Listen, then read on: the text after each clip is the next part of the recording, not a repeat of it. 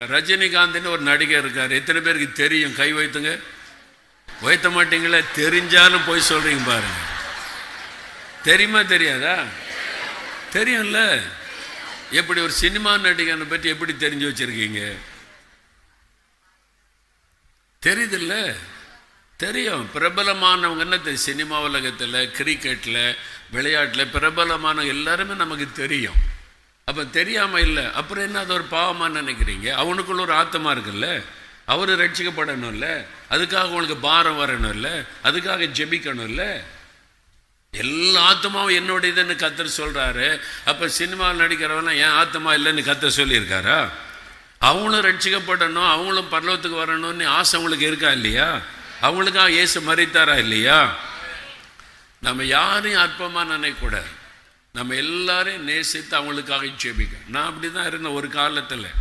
சில வருஷத்துக்கு முன்னால் ஒரு நாள் நானும் என்னுடைய மனைவியும் ஒரு ஊழியத்துக்கு போகிறதுக்கு ஏர்போர்ட்டில் சென்னை ஏர்போர்ட்டில் நின்று கொண்டு இருந்தோம். போர்டிங் பாஸ்லாம் வாங்கிட்டோம். பார்த்தா ஒரு கூட்டம் மக்கள் வந்தாங்க, 40-50 பேர். அதுங்க காதில் தோடு, அவங்க ஆணா பெண்ணான்னு வித்தியாசம் தெரியல, ட்ரெஸ் அப்படி இருக்குது. அப்படி ஆணும் பெண்ணு வந்து எல்லாம் போய் போர்டிங் பாஸ் வாங்குறாங்க ஒரு கூட்டமாக. நான் பார்க்குறேன், அது புதுசாக ஒரு கூட்டம். அவங்களுடைய ட்ரெஸ்ஸும் அதுவும் அவங்க காதில் போட்டிருக்க தோடும் அவங்களுடைய ட்ரெஸ்ஸு இதெல்லாம் வித்தியாசமாக இருக்குது. இன்னி நானும் ஒதுங்கி நின்று பார்த்துக்கிட்டே இருக்கோம். அவங்கள பார்க்கும்போது எனக்கு வெறும் மாதிரி வேடிக்கையாக தெரியுது. முதல்ல அதை வாங்கிட்டு வந்ததில் ஒரு 5-10 பேர் வந்து என்ன சொல்லுது, ஐயா தோத்துறோம், ஐயா தோத்துறோம், எனக்கு தோத்துறோம் சொல்கிறாங்க.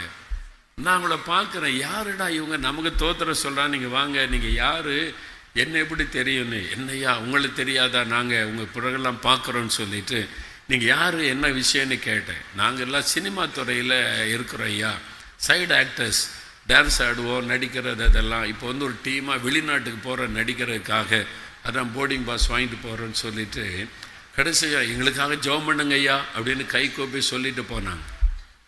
அங்கே அப்படி போகும்போது ஆண்டவர் பேசினார், அவனுக்குள்ள ஒரு ஆத்மா இருக்குது, அவனுக்கு தெரியுமா? அந்த ஆத்மாவுக்காக நான் சிலுவை சுமந்தவனுக்கு தெரியுமா? அவங்களுக்கு என்னை பற்றி யார் சொல்லுவா? அவன் ஜெபம் பண்ணுங்கன்னு சொல்கிறானே. அப்போ என்னை குறித்து ஒரு விசுவாசம் அவனுடைய உள்ளத்தில் இருக்குல்ல, இவங்களுக்கு யார் சொல்லுவா என்னை பற்றி? எல்லாருமே அவங்கள புறக்கணிச்சா யார் சொல்லுவா என்னை பற்றி?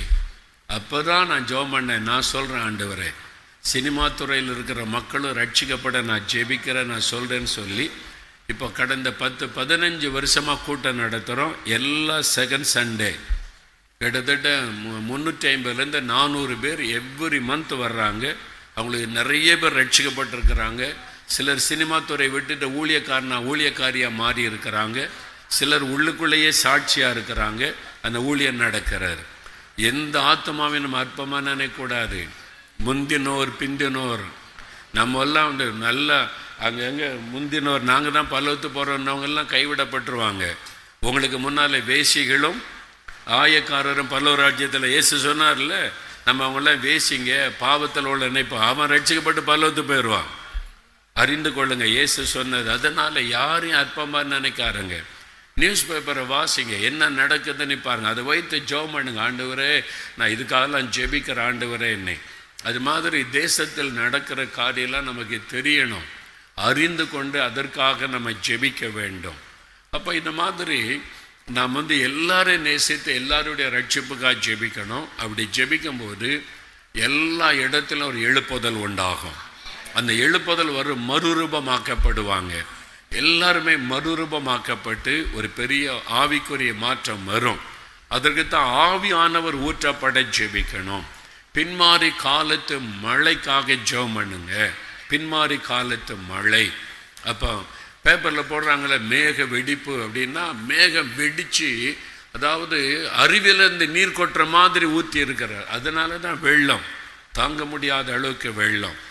இதுதான் கடைசி காலத்தில் நடக்க போகிறது. மேக வெடிப்பு வந்து ஆவியானவர் ஊற்றப்பட போகிறார். ஆவியானவர் ஊற்றப்பட போகிறார். அப்படி ஊற்றப்படும் போது எல்லா மந்திரவாதம், பெல்லிசோனிய பிசாசின் கிரியைகளை எல்லாத்தையும் ஆவியானவர் ஒழித்து விடுவார். தேசமே சுத்திகரிக்கப்பட்டு விடும். அல்லேல் இன்னைக்கு இருக்கிற மாதிரி தேசம் இருக்காது. எங்கும் நீதி, நேர்மை, பரிசுத்தம், சுத்திகரிப்பு, ஒரு பெரிய ஆவிக்குரிய மாற்றத்தை ஆவியானவர் உண்டாக்கி விடுவார். எத்தனை பேர் அதை விரும்புறீங்க?